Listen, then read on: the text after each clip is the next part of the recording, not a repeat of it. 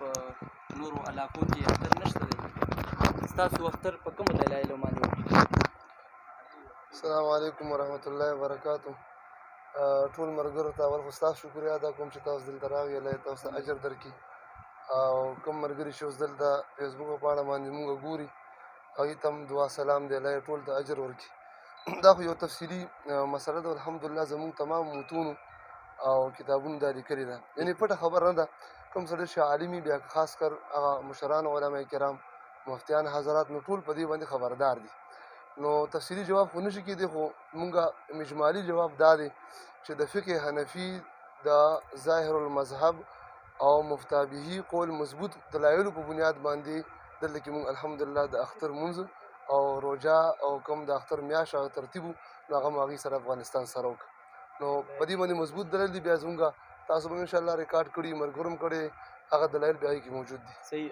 مفتي صاحب چې کوم موجوده مذهبي امور دی د پاکستان هغه اعلان نه دی کړی، دغې نه به ستاسو خبرې؟ بالکل دې نه خبر یو چې دلته پاکستان مذهبي کوم وزیر دی د امورو نه هغوی اعلان نه دی کړی. خو اصل کې د بهر د ملکونو په ملک په سطح سره به مونږ هله د خپل ملک څنګه چې ما وضاحت په بیان کې مو وکړ هله به مونږ خپل ملک او بل ملک ته ګورو چې کله فاصله ډېره زیاته لرې وي. پاتې شوه چې نږدې فاصله وي لکه افغانستان او پاکستان نو دې کې دې ته نشي کتلی، شریعت ورته نه دي کتلي.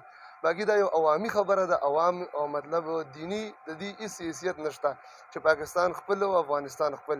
شریعت کې دې ته څه حیثیت نه دی حاصل. جی. کومو کسانو چې اختر نه دی کړی تقریبا په لنډه فاصله کې خلکو روژه ده هغو ته څه میسج ورکوو؟ هغوی ته زه دا میسج ورکول غواړم دغه عوام ملګري خو مونږ معذوره ګڼو ځکه چې دا کار اصل د علماو دی. خو دې عوامو ته دومره وایو چې تاسو په دین کې هم دومره مکلف یي څنګه چې حکیم الامت اشرف علي تاني صاحب رحم الله خپل کتاب کې لیکلي دي چې څنګه دنیا کې مونږ ماهره ډاکټر ګورو او ماهره مستري ګورو. یعنې چې کوم فن سړی مونږ یو نو کوم ماهر یې هغه له ځو هر چا له نه ځو. نو کم از کم عوام دې په دې کې کوشش وکړي تلاش دې وکړي طلب دې وکړي علماء حق پسې دې روان شي او هغوی دې وګوري مخکې وروسته حالاتو ته.